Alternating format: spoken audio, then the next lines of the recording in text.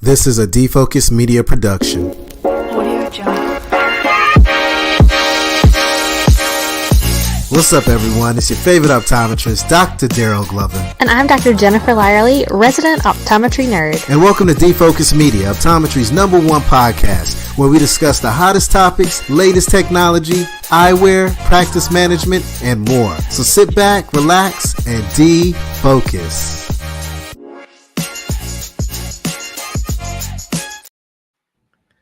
What's up, everyone? It's your favorite optometrist, Dr. Daryl Glover. It's top of the week, and it's all about eye care shenanigans. I'm with my brother from another mother that's all about eye care news, latest trends, and research that's out there. Friends and family, I'd like to welcome my colleague, my friend, the one and only Dr. Jeffrey Fardink. How are you doing today, my friend? Great to be here, Dr. Glover. Great to be here. Happy to be here. Can't wait to get into these articles. Got some interesting ones this month.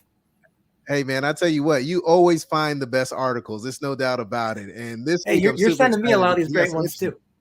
Hey, man, I'm just trying to follow your footsteps, man. But I love the way that you bring news to eye care. You bring it in a fun manner. It's easily to digest, or easy to digest. And it just, it helps people to understand things in a better way, right? Or easier way, I should say. But yeah. How was your day so far, man? It's top of the week. Any fun, exciting cases in the clinic today? Well, yeah, actually, got me thinking about a case to bring up on the show. I had a case of Tygason's SBK today, which was always interesting. Nice. Annoying autoimmune disorder that can bother people with their corneas there. So this kid's 19. He's like, my eyes hurt. I can't see that well, and he's got Tygason's SBK. Nice, really nice. Distinct presentation. It's always cool to see that. It's funny. When I first got out of school, I actually had one of those cases, and I just kept going in circles and circles and circles until I actually figured it out, man. So that's one of those cases that, your new graduates and even some seasoned ODs, sometimes it can make you run in circles until you actually put all the pieces of the puzzle together, right? Yeah, I'm really lucky. I was working as a tech in an office with an OD in an OD-MD practice, and the MD, the corneal board certified MD, didn't know what it was, and then the OD, no, this is Tygason's, which I thought was awesome. And ever since shout that, out to my optometrists out there, always representing. That is why OMDs need ODs, and we need to partner with each other to make eye care great and amazing and fantastic. As a team, we can change the world together. No doubt about it, right? It is a great segue. So maybe we should jump right into that. For the first topic today, not a Dr. Bills. We're back at it again. We're back at it, man. I mean, this is getting deep, my friend. I mean, I'm getting a little nervous, but I'm also, feeling great because I know we got an incredible profession. And, during these times of difficulties, you can see how much people love optometry. You can see all the doctors coming together, regardless if they're corporate optometry, private practice, academia, work for industry. They understand the importance of what it takes to expand our scope and, most importantly, protect our rights. But let's get into this topic, my friend. Absolutely. I thought we were done with this 10 years ago with the Sullivan bill. This is not the first time we've done this rodeo, but there are several states that are introducing legislation to effectively make optometrists not be able to say that we are doctors or physicians, which has many implications beyond just kind of being really insulting and petty. It's in Connecticut, Florida, California, Massachusetts, Texas, Wisconsin, and of course, the state of Dr. Glover, North Carolina, right? I know, man. Hey, look, I was at a CE meeting maybe a month ago, and they were talking about this, and they were saying that, and I love the term that the doctor used. He said that we have to now get on offense and not just always play defense, right? And that really resonated with me because I'm like, we do need to, sometimes we're just reactive, right? We need to be more proactive and be on offense and really make sure that we are shaking the right hands, kissing the right babies, giving money to our societies to make sure that they can help fight this battle, and we need to fight it along with them as well. Absolutely. And I think it's a response to a lot of the success that optometry's been having. A lot of scope of practice expansions have been successul in many states. Yeah. And it's a shame that this might be a reaction to that. But getting back into what you were saying before, I think there's a great practice, an MD practice in my town here that in Richmond, Virginia, that really works closely with local optometrists. And it's just a success for everybody. optometrists and ophthalmologists, when we play nice together, we really think to do some great things for patients. And it's really a shame when these topics like this come up. Yeah, and I mean, just we have to be realistic. There's no way that we can see all the patients. There's no way that our ophthalmologist buddies can see all the patients as well. But together, we'll Yeah. be able to service quite a bit, right? And we can Right. complement each Right. other. We're not trying Yeah. to take your shine and do, every single thing that you're doing out there. We're really looking at how can we serve the patients better? How can we unite as a team? How can we elevate eye care? But most importantly, how can we elevate healthcare? And in regards to that, we got to expand our scope, right? That's just a part of the Absolutely. game. There's not Yeah. enough ophthalmologists out there. We have the training in school, and doctors are willing to sit down at a table and have a conversation and say, how can we make this work together, right? But we got Yeah. to sit at the table and have that conversation. Absolutely. And, so many of the ophthalmologists that I know and I'm friendly with, they want to focus on surgical cases, which is great. Yeah, We can do the routine stuff and that help feed their surgical practices. It's a great symbiotic relationship when it works well. There's no reason for antagonism. 100%, man. And I was on Instagram today on the gram, right? And there Mhm. was this amazing post by one of the doctors. Her name is Dr. Sydney. And for those that are unfamiliar with Dr. Sydney, go to my social media page and you can see that I just reposted it or not too long ago. And she essentially lives in Florida. She's a practicing OD in Florida. And she called out the governor saying, hey, I'm an optometrist. We do some incredible things. We really help to save lives. But then she also had tons of other optometrists come on and talk about how they diagnose diabetic retinopathy, autoimmune disorders. So the optometrists are really standing up strong and representing and making sure that we're heard. And I encourage all my other colleagues out there to do the same thing because it is game changing. Absolutely. But go to my Yeah. social media. That's at Dr. Daryl Glover. Check it out, watch it, comment on it, and make sure you share it, most importantly, because this is the real deal. Your rights can be taken away tomorrow. And it starts with just basic language. Like you're not a doctor, you're not an optometric physician, you're not a physician. So it's very important to make sure you step your game up and be a part of this conversation because this will impact everyone if this goes further. Yeah, it has ramifications for insurance panels and all sorts of things. It's not just about titles. And the good news is that it's mostly being defeated in many states. Florida is the one where it's closest to passing, I think. And hopefully we continue to gain momentum there and get that not to go through. Yeah, man. Yeah. But step your game up, get in contact with your state societies, get in contact with the AOA. And again, let's work together as a team and make this happen. And most importantly, cut that check. We need money, money, Absolutely. money, Yep. money. Yep. All right, my man. Let's see what's up next here. Retinal detachments on deck. Woo! Retinal What detachment. does That's that right. mean, my friend? So, all right. So nice article here from one of my favorite journals here. The Scottish Retinal Detachment Survey 10 years on. Really interesting little article here. First of all, it was just shocking to me. I didn't realize how small Scotland is there because in this article, they talk about all 16 of the retinal surgeons in Scotland getting together. Like 16. I didn't know Scotland was that small. There's only about 5 million people there. But basically, there's a big study that just came out of Denmark talking about a 50% increase in retinal detachments in the past 16 years. And so the Scottish retinal surgeons wanted to see if they could replicate that data. There was a big study they did in 2009 where they found an incidence of about 12 retinal detachments per 100,000 patients per year in 2009. So they repeated that study from August to August of 2019 to August 2020 and did it again. And there was an increase to about 16 per 100,000 per year. So yeah, it's another increase there. Not as stark of an increase, but definitely an increase. And they're attributing it to many things. Mostly people are getting more nearsighted. Nearsightedness, of course, is a big risk factor for retinal detachments. And also we are doing so much more cataract surgery, which is great. Cataract surgery, very safe, very effective, but retinal detachments are a potential adverse event that can happen there. So that's what they're implicating behind the increase in the retinal detachments. So they're going up. Yeah. Yeah, it's a great article, man. And it makes sense when you look at just how we live in the society that we're in and, just the increase in myopia as well. So it'll be interesting to see with myopia control starting to kick in what this looks like 10, 15 years from now. Yeah, definitely. Awesome. Awesome. All right, man. Well, let's jump into the next one here. What does my hair have to do with keratoconus. I mean, I Yeah. can't really, correlate or relate to this one, I should say, because as you can tell, my man, this is a nice bald and smooth head. Now we start It's talking about beautiful. beards. We Check the talk about beard hair. You know, beards. yeah, I'm all could be in, in there. baby. Beard gang over here, right? But when They you're could, talking about maybe they could hair check the here, beard hair too, man. They could check it out. yeah, okay. Yeah, but Well, so talk to me about basically, this because this is um, interesting.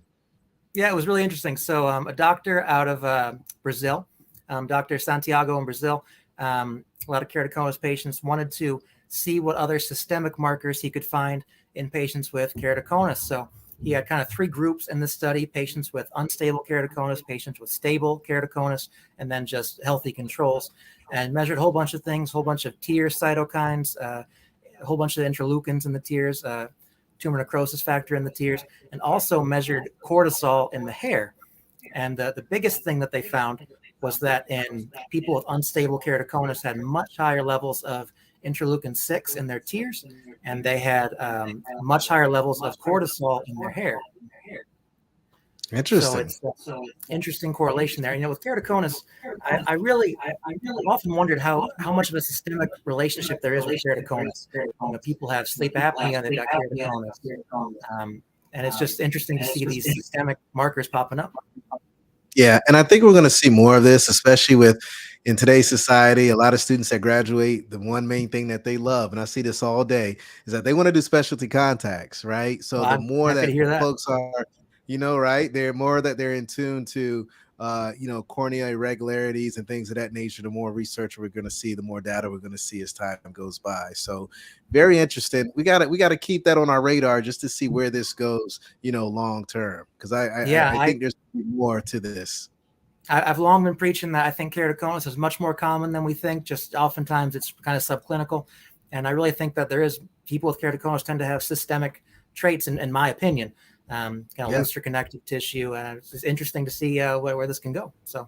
Yeah. I'm curious, what kind of conversation do you have with your patients when they have keratoconus? How do you explain it? What options do you offer in your practice? Do you have a go-to lens option? I know that's a lot that I just threw at you, but we got some new ODs that are listening to this, and they may want to know. It's a subject I love to talk about. I'm a specialty lens fitter here in Richmond, one of the few in Richmond. So I have a lot of keratoconus patients. So I kind of describe it as a super astigmatism, just to keep it on a low level for the patients that are confused by it. I describe it as being, really annoying. I tend to see keratoconus patients. They tend to fall in two groups for me. There's like the 20-year-olds who need cornea transplants, and the mid to early 30-year-olds who are just really annoyed with their vision. Is kind of where I find patients coming in as new keratoconus patients. Yeah. And these rigid contact lenses just give you a nice smooth surface on the front of the eye to correct those higher order aberrations that glasses and soft contacts just don't fix. For me, I'm a big fan of the products from Valley Contacts, a small lab in Oregon. Nice. And really, because they got excellent customer service, that's why I'm hooked on them. Their products are great. But when I was a student, they gave me a free little fit set. We're always really generous with helping me get lenses on eyes when I was a student. And I'm really big on their customer service. Josh, I'm plugging you. Give me some money. I'm plugging you. I'm just kidding. Valley's great. Big fan. And I love it. I've also been fitting the Novacone a little bit too, a soft lens from Bausch & Lomb Specialty Vision Products for patients that just don't do well with rigid lenses. And the soft lens, it's a big beefy soft lens. It's got to be to provide some keratoconus correction, but it works well. I love that. And, something that you touched on, and I hope a lot of organizations heard that customer service needs to be top notch. And then also the impact you make on students when they're in optometry school. Come to the schools, go to the schools the first year when students are first getting into school.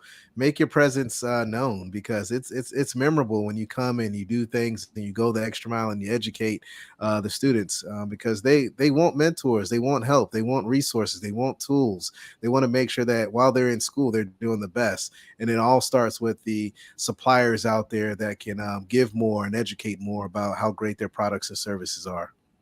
Yeah, let me tell you why. One of the reasons I fell in love with Valley was not that I do a lot of lens remakes, mind you, not that I need to order a lot of second and third and fourth, fifth lenses, but when it comes up, they don't need the failed lenses back. A lot of these labs, they got to mail us in the broken lens, mail us in the first lens. They trust that I'm not keeping this to fit on eyes or something. So I appreciate that a lot.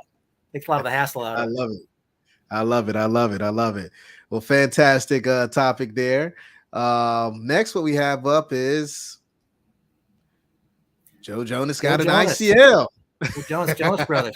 Not that I'm a fan. Not that I've been to the concerts or anything. Cake by the Ocean, great song, great song. Bye. No, but my wife sent me this one. I've seen Joe Jonas pop up in all these ads for ICLs, internal columnar lenses, and this is a subject that I think just isn't really talked about very much. I don't know if I even talked about these in optometry school, internal columnar lenses, and I've seen very few of them. So basically, it's an implant that you can get to correct very high myopia primarily. So if you're like a -10, -11, I don't know where Joe Jonas was, and LASIK might not be the best option for you, but you want refractive surgery, you can do like a clear lens exchange. But then all of a sudden, if you're 25, now you're completely presbyopic, basically. You got no accommodation. Right, exactly.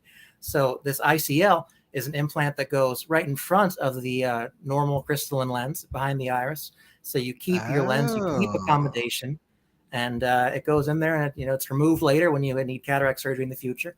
But yeah, so it's an option that's really great for correcting these higher myopes. And I tell you what, it is really easy to miss these things if you don't know what you're looking. You don't know you're looking for it. So the first one I saw, I've got a friend who I knew had it, so I brought her in so I could look at it. Man, if I didn't know it was there, I wouldn't have seen it. It's really easy to miss. Really? This is extra little line in the slit lamp. Interesting. I've never seen one. Well, at least I don't think I've ever seen one. Exactly. You never know. Yeah. Well, a good giveaway is that patients need to get a peripheral iridotomy. That's standard of care. When they do it, just to help with the aqueous flow, because now there's this plastic lens in the pupil. So yeah, I've seen my one friend who had one, and then I had a patient came in. She came in from India, and she had keratoconus and an ICL in that eye, which was a strange combo because the ICL is not going to do much for keratoconus, and she did not have a PI, and she had really high pressure in the eye. And I'm like, well, let's get you to get a PI, because in America that's standard of care to get a PI with these. Right. So I'm wondering how many eyes were jacked up because they didn't know to do the PI first, right? Yeah, I mean, exactly. Probably quite a few. So it's expensive. It's I think the guy in Richmond here does it, charging like I think $10,000 for it. But it works really well. So it's now, does insurance, any medical insurance help out with that at all? Being that no, there's no insurance benefit. Okay, gotcha. No, it's coming out of pocket, and I think in Europe they're doing this also for high hypermetropes, high farsighted folks, which is great because obviously they're usually not good LASIK candidates. But I don't think there's approval for farsighted ICLs yet in America. That'll be a game changer. Internal columnar lens. Yeah, it'd be great. It stands for internal columnar lens, but I often call it internal contact lens. So I'm talking to patients just because it kind of gets the point across more easily. Yeah, and I mean that just works out like the whole eye works or benefits from that. The one you see better than the PI. I mean, typically if they're pretty, farsighted, you're gonna need that anyways because they're on angles. Right. So like just think about the win-win all around, right? So that makes sense. So you put me on the game today, man. I actually had no clue about this one. This one is brand new to me, so I'm gonna reach out to my surgeon and ask him about it. Eyecare Shenanigans here to educate you. Your patients are going to come in talking about, I want the Joe Jonas eyes. Now you'll know what the hell they're talking about. So I'm seeing these ads for this. So yeah. Now Joe Jonas needs to send you a royalty check for mentioning his name quite a bit, right? They do. But hey, next time we got to get you to sing one of the songs, my friend. Oh yeah, right. Well, I'll eat the cake by the ocean. Give me the cake. I know what the song. Awesome, man. Well, we got one more on deck for us tonight, man. This one here is For the Love of Optometry. Interesting article, game-changing article. Very interested in getting your perception on this article and where you stand in regards to some of the questions that were asked in this article. Yeah, so a big poll was out there for women in optometry. I'm curious how it would go for also men in optometry. I imagine they're probably pretty similar responses, but 37% of those surveyed said that if they were starting over, they would not become optometrists again, which I thought was a remarkably high number. Of that 37%, 63% of that 37 said they would go into a field outside of medicine altogether. So not happy with kind of medicine in general. In 2017, when they did the same survey, it was 42% that said they would not go into optometry, which again, scary high, but it's smaller now anyway. 37's down from 42, so I guess that's a good thing. It's a lot. I mean, what's your thoughts? I mean, would you do optometry again? I would. I definitely would. I'll happily give you my thoughts. So I just had the pleasure of speaking to the pre-optometry club at Virginia Tech, which was a lot of fun. Oh, nice. And this was a topic that we talked about because, I remember when I was going into optometry school, reading a lot of posts from optometrists who seemed kind of bitter, not happy, not really enjoying optometry. And, I don't know exactly what the cause of this is, but going into school, I kind of feel like, school is just so darn different from actually practicing optometry. And so I had a lot of classmates who loved school. They loved the learning and the studying and all these tests and everything, loving that. Get into patient care and they're like, oh, I don't really like patient care very much. So it's almost this inverse selection bias, like those that kind of make it through the tough beginning sometimes aren't the ones who actually like being in small dark rooms with strangers all day long, which is my go-to place. That's what I like. So, so it just I almost wonder if there's something to do with that. Yeah, I don't know, man, and I don't have any answers, but I know if I was asked this question, I would say, hell yeah, I'll do it again. I love optometry, right? Heck yeah. I wake up every morning just thinking about, who am I going to impact? How many eyes am I going to save today? How many lives am I going to save? What type of frames will my patients pick out? What frames are coming into the practice? What kind of technology is going to come? I just feel like we have the best profession in the world. I mean, when you're able to marry the retail piece with, fashion forward frames and then the medical piece with our comprehensive eye exams, I mean, to me, that's just a match made in heaven. I mean, we literally get to touch two different parts of business and no other profession out there gets to do that. I love it every day. And most importantly, I get to do this every day. I get to run my mouth all day long. I love it. I love it. Me too. Me too. Like take that away from me and I will be a miserable man. Straight up, My wife's a software engineer working from home during the pandemic. I would have gone nuts doing that. I couldn't do it. I couldn't do it. Yeah. But you nailed it. I think you nailed something else that I think is another factor in this. So, on these shows, of course, we're talking a lot of the medical stuff and the scope expansions and all that is great. I love the medical side of optometry. I love scope expansions, but optometry, measurement of the eye, that's what the practice is named after. That's what we do. Most of what we do is glasses and contacts. And I think a lot of people who are not satisfied in their role as optometrists, are more into the medical side of optometry, which is great. But, glasses and contacts, that is optometry. And that's the core thing. I mean, if you don't like that, you're not going to be happy in optometry. Yeah. I mean, it's what brings patients in, right? I mean, you get them in, you find the right frames and lens solutions. And then also we are optometrists. We are healthcare providers for primary care. Of course, we're going to do a comprehensive eye exam. Of course, we're going to dilate. Of course, we're going to look at the anterior segment. Of course, we're going to look at the posterior segment. But we cannot just kick out glasses and contacts. We have to make sure that we give them the holistic approach of patient care. And that entails all of those things there, right? So sometimes I do think, especially with the newer generation of doctors, they think medical. Well, what we have to look at is some of those refractive solutions, some of those glasses solutions will help with the medical. I mean, prime example, if someone comes in and they have light sensitivity, find the underlying cause. Is there some type of autoimmune disorder? Is there a cataract or something like that? Or is there something else that may be cooking up? But what can you do to help reduce some of that light sensitivity? Maybe talk to them about a pair of sunglasses, a polarized lens. Maybe talk to them about a photochromic lens like transitions. Maybe that extra active where it can help reduce more light sensitivity. I mean, we have to be able to marry both of these worlds together. And once we're able to do that, we truly do give, our patients the best care and the best solutions as well. So I just hope that, we look at it that way, man, but also, this does worry me when I see these stats. And I think it is something that we have to look into, right? I know I speak to a lot of students as well, and a lot of students are really concerned about work-life balance, right? They get into optometry for that, but sometimes I don't think they pick the right partnerships or the right jobs, the right settings to really accommodate the work-life balance that they're looking for. What I've noticed Absolutely. with students is sometimes they just look at how much money am I going to get, right? Instead of Mhm. looking at, what is your personal purpose, and does that purpose align with the organization that you're going to join? I'll give you a prime example, Dr. Fardink. For me, my purpose in life is to create the state of happiness through the art of vision, right? My Mhm. company that I'm a part of, my eye doctor, our purpose is to help patients live their best lives. You can see where those two things overlap, right? And even when we Definitely. get down to the core values of that organization and my personal core values, they align and they overlap. So when I go to work, I'm able to truly give my 200% because I feel like I'm at home. You know what I'm saying? And I think Absolutely. sometimes as students, we get caught up in that big bag of money, which is going to be there. But we also have to look at, what's going to feed us inside to make us happy. And you got to find the right outfit to make sure that it aligns with who you are. That's my personal opinion.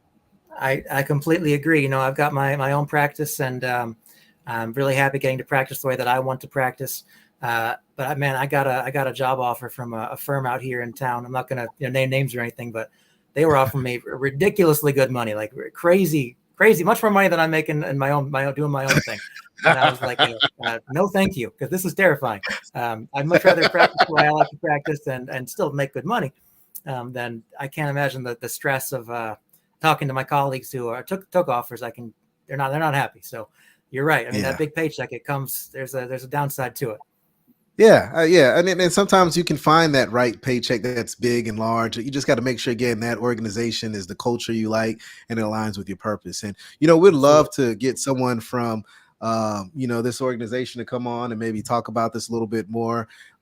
This article came from where again? The Women in optometry, I believe. Women in Optometry. So if anybody that's watching or listening that's a part of Women in Optometry, come on, let's Women in have a conversation. optometry.com. Yeah.